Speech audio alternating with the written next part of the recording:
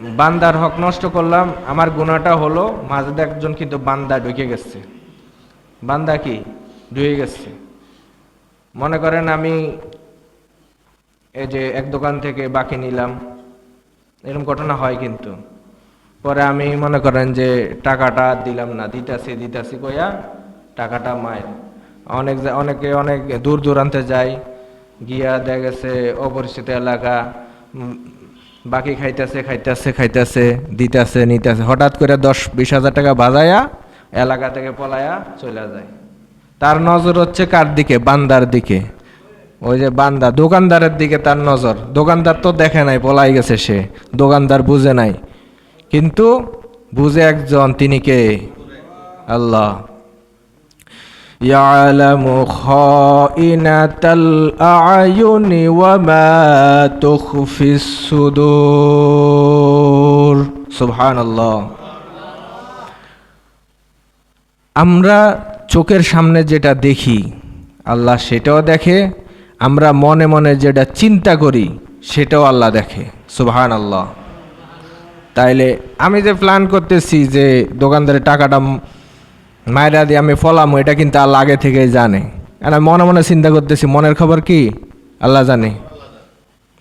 ইন্নাহু আলিমুম বিজাতিস সুদূর, তোমাদের অন্তরে কি আছে সেটা আমি আল্লাহ জানি।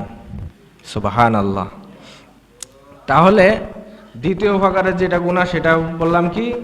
বান্দার সাথে বান্দার হক নষ্ট করে গুনাহ করা, বান্দার হক নষ্ট করে গুনাহ করা, এটা হচ্ছে দ্বিতীয় নম্বর গুনাহ। দ্বিতীয় নম্বর গুনাহ যেটা, সেটা যার হক আমি নষ্ট করলাম সে যদি মাফ না করে তাহলে আল্লাহও মাফ করবে না। আর যদি আমি নামাজ রোজা হজ জাকাত, যেখানে কোনো বান্দার সাথে কোনো সম্পর্ক নাই, সেগুলাতে যদি আমি করি, সেটা আল্লাহ চাইলে মাফ করে দিতে পারেন। আমি যদি ক্ষমা চাই, আল্লাহ যদি দয়া হয়, আল্লাহ মাফ করে দিতে পারে। কিন্তু ওই যে বান্দার যেটা হক আমি নষ্ট করছি, ওই বান্দা মাফ না করলে আল্লাহ মাফ করবে না। আল্লাহ মাফ করে দিতে পারে ইচ্ছা করলে, কিন্তু আল্লাহ করবে না। কারণ আল্লাহ হচ্ছে ইনসাফকারী। কি? ইনসাফকারী, ন্যায় বিচারক। উনি কারোর প্রতি জুলুম করে না। এখন যদি আমি একজনের হক নষ্ট করছি, আল্লাহ যদি আমারে মাফ করে দেয়, তাহলে এটা কি হলো? ওই বান্দার প্রতি জুলুম হইল, যার হকটা আমি নষ্ট করছি। এই জন্য আল্লাহ জালিম না, সেজন্য আল্লাহ মাফ করবে না। আল্লাহ করলে করতে পারে, কিন্তু আল্লাহ করবে না। প্রথম প্রকারের গুনাহ আল্লাহ কিন্তু চাইলে, আল্লাহ কিন্তু যদি আমার মাফ চাওয়া যদি আল্লাহর কাছে পছন্দ হয়, তাহলে কিন্তু আল্লাহ ক্ষমা করে দিবেন। সেটা ওই যে কোরআনে আল্লাহ বলছেন, লা তাকনাতু মির রাহমাতিল্লাহ ইন্নাল্লাহা ইয়াগফিরুয যুনুবা জামিআ।